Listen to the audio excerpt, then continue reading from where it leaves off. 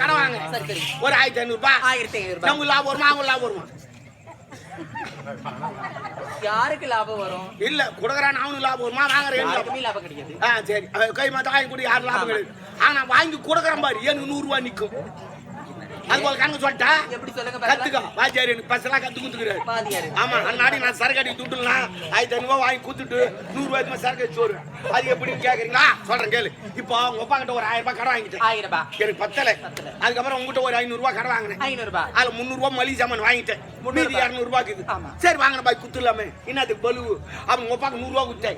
உனக்கு 100 ரூபாய் குத்தேன். இப்போ உனக்கு அவள் தானே உங்க அப்பா அவள் தானே உனக்கு 400 ரூபாய் உங்க அப்பாவுக்கு 900 ரூபாய் கம்யூனிட்டி போட்டுட்டேன்.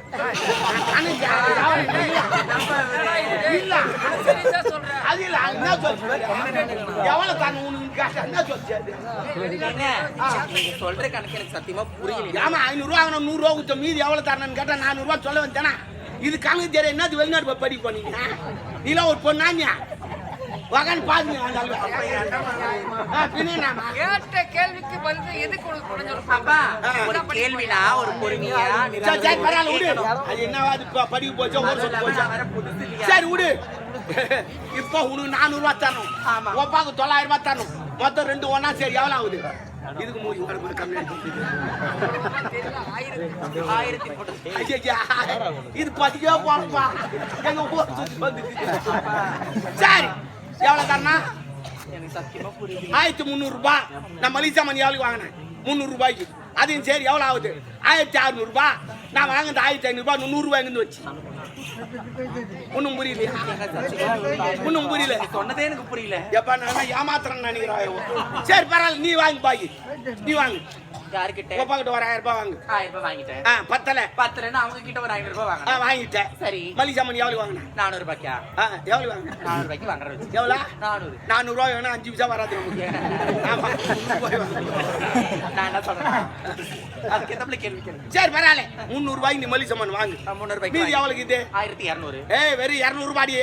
ஏங்க நீங்க சொன்னதே எனக்கு புரியலைங்க. ஐயா அந்த பொண்ணு சரி அதை விட்டுட்டு வேற எதுவும் கேளுங்க. சரி அப்படியா? சரி பரவாயில்ல வா. அதை விட்டு அது கணக்கு விட்டுரு. அது 100 ரூபாய் உனக்கு வராது தரம். நீ கேட்டுக்கிட்டீங்களா? நீங்க 100 ரூபாய் சம்பாதிக்க ஜாலி. சரி வாங்க நீங்க வந்து கேள்வி. சரி கேள்வி கேட்டா கொட்டலாத பழம் என்ன பழம்? இப்போ சொல்லு. கொட்டலாத பழம். கொட்டலாத பழம் என்ன பழம்? தெரியுமே கமா. கொட்டலாத பழம் வாழைப்பழம். வாழைப்பழத்தெல்லாம் கொட்டே இல்ல. எங்க முயங்கிறீங்க? கொட்டைக்குதா இல்லன்னு பார்க்க மாதிரி அப்படியே முயங்கிறீங்க. பார்க்கணும் கொட்டைக்குதா இல்ல. சின்ன போய் கொட்டை அதான் கொட்டை. கொட்டலாத பழம் என்ன பழம் இருக்குது? கொட்டலா பழம் இருக்குது. டிசைனர் கலர் தான் தெரியும் உங்களுக்கு. கொட்டலா பழம் என்ன தெரியுமா?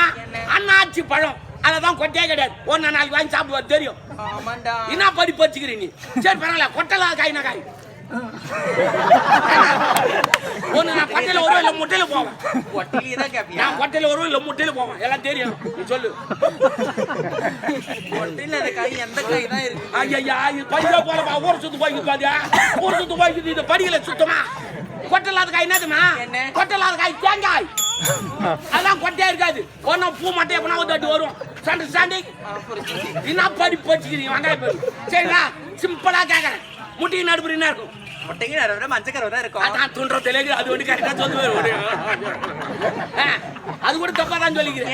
முட்டைக்கு நடுப்புற அது இருக்காது. முட்டைக்கு நடுப்புற இட்டு இருக்கும். இட்டு.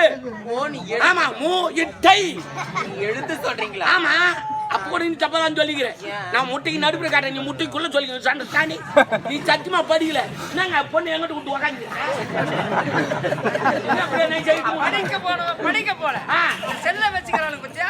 அதை வச்சு ஜெயிக்க போய்க்கிறாங்க. ஜெயிக்கிறாங்க. அதை ஜெயிக்கிறது சாமான் தேய்ச்சாவது சாமான் வெள்ளையா இருக்கு. ஜெயிச்சு கிடக்குறாங்க. எனக்கு கிடையாது. இப்போ ஜென்ரேட்லாம் எல்லாம் இதுதான். மொபைல் போன்ல ஆன்லைன் கிளாஸ் மட்டும் தான். ஆன்லைன் கிளாஸ் தான். மொத்தம் கிளாஸ் தான். ஏங்க ஏந்துங்க நீ வேற நான் 10 பேர் உட்காந்து அவன் கேட்ட கேள்வி பதில் சொல்லல. இதுக்கு வெளிநாடு படிக்க போனோம். அப்பா அவன் கேட்கிற கேள்விக்கு பதில் சொல்ல முடியாது. பகுத்தறிவு இருக்கணும். சரி அறிவு வளரணும். ஆளு வளர்ந்தா மட்டும் போதும். ஆளு வளரும் அறிவு வளரும். சரி ஆளும் வளரணும் அறிவும் வளரும். அதுதான்டா வளர்ச்சி. உன்னை வெளிநாட்டு படித்தவன் எதற்காக தெரியுமா? இப்படி கண்ணை பருவத்தை விட்டு வங்க கொடுத்தவன். ஆமா உனக்கேற்ற வரலை பார்த்து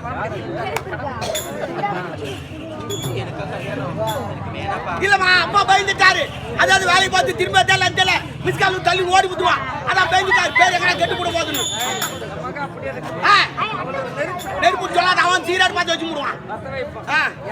சரி பரவாயில்ல சொல்லு சொல்லு. விருப்பம் அதுவில்லை மறுத்துரைக்கிறாய். நீ உணவருந்து ஓய்வு போ பிரியாணி சாப்பிட்டு ரெடியா போ. யாரும் வராங்க. வணக்கம். என் நாடு கொள்ளை நாடு. இருக்கட்டும். அந்நாட்டு காவல்கார எந்தும் போ. ஏங்க வந்து ஐயா உங்களுக்கு நிகிதம் வந்திருக்கிறது. நிகிதமா எட்ரா ஏன் அங்க சொருவி வச்சுங்கிற? அங்க போய் சொருவாதுரா. ஏற்கனவே சண்டை வரும். தம்பி வேற அங்கக்காரன். ஐயா என் வீட்டுக்கு நீ அடா வந்துட்டு சண்டை போடணும். நான் ஏன் பிடிச்சேன் எஜமானு தான் சம்சாரம் இல்லாததுக்கு எதனா பிகர் லெட்டர் போட்டுக்கும். எதனா பிகர் லெட்டர் போட்டுக்கும். பாக்கத்தான் பாக்குறா பெண்ணு இல்லாத பிகரா பாரு. அப்பதான் முத்தம் கொடுக்கும். பெண்ணு இடிக்கும். இந்த வயசுல தான் நீங்க தான் லோன் பாத்துக்கிறீங்க. நாங்க பாத்துக்கிறேன் பாரு எவ்வளவு ரிலிஜென்ட்டா உட்காந்துக்கிறேன். விளையாட்டாளக்கூடிய மகன்ராஜ் வரையும் யாரணி மணிபுரியாட்சியாளக்கூடிய மணிமாரமணி எனக்கு சேர வேண்டிய கப்பப்பணம் காலபாணி செலுத்த இந்த லிகிதம் கண்ட ஒரு வார கருத்தை கப்பப்பணம் செலுத்தவில்லையே முன்னோடு நான் அங்கு கொஞ்சம் விளையாடும் கண்ணில பெண்களுக்கு மஞ்சள் அருந்து பணிபுரிந்தாயா? நாத்து நட்டாயா? கலவரித்தாயா? இல்ல ஏறுவாட்டியா? இல்ல அண்டத்தாவட்டியா? உக்கால போய் ஏண்டா கேட்கிற கப்பப்பணம் துடிக்கிறது மீசை அடக்கு அடக்கு என்று அடக்கு தான் துண்டாகி விட்டது. இல்லைன்னா உக்கால அவள் தான் தூக்கிட்டு போனா. பல ஓட்டை எடுப்போம் கசக்கி விடுவேன் சுட்டு சாப்பிட்டு விடுவேன். நல்லா இருக்காதுங்க. போய் இருக்கிறது பரவாயில்ல விடு. அம்ப எய்தவன் அங்கே தூதுவனாக வந்தவன். அப்ப நீ ராவணே நான் கும்பகரன் ஒரு ஆஞ்சநேயர் தூக்கிட்டார் வாழை. ஐயா இது வந்தால வாழ வைத்தவன். பகைவனா இருந்தாலும் அவனுக்கு விருந்து உண்டு. ஆனால் விருந்து உண்டாடி அவன் எப்போது போர் சொன்ன போரை பணத்தை எத்தினா இருந்தாலும் எங்க நாட்டுக்கு வந்தா சாப்பாடு போட்டு அனுப்ப என் கடமை. உள்ள ஒரு குவார்டர் பிரியாணி சாப்பிட்டு போ. எதுக்கு தரேன்? போருன்னு வந்து நான் சண்டைக்கு வந்தா என்ன நீ எதுவும் பண்ணாது. வேற எவனா போட்டு அடிச்சுங்கட போ. படை எடுத்து அந்த ஆள் வருவான். என்ன பண்றது?